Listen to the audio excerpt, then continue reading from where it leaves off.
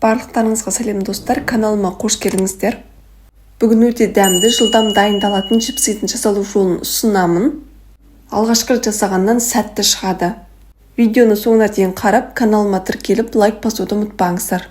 Ең алдымен картопты қабығынан тазалаймыз. Сонан соң картопты арнайы үкіштен өткіземіз.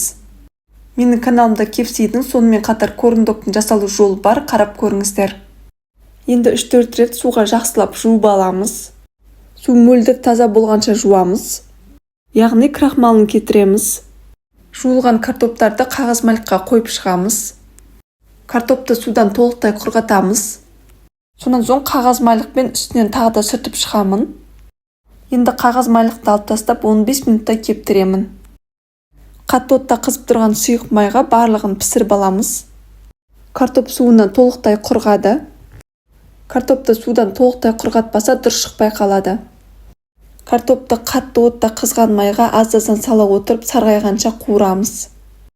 Бірінші жағына қарағанда екінші жағы тез дайын болады. Дайын болған картопты қағаз майлыққа саламыз. Сонан соң дайын болған картоптың артық майларын қағаз майлықпен ақырындап сүртіп аламыз. Барлық картопты осы әдіспен пісіріп аламыз. Каналыма тіркеліп қойыңыздар, алда бұйырса көптеген тағамдардың жасалу жолдарын салатын боламын.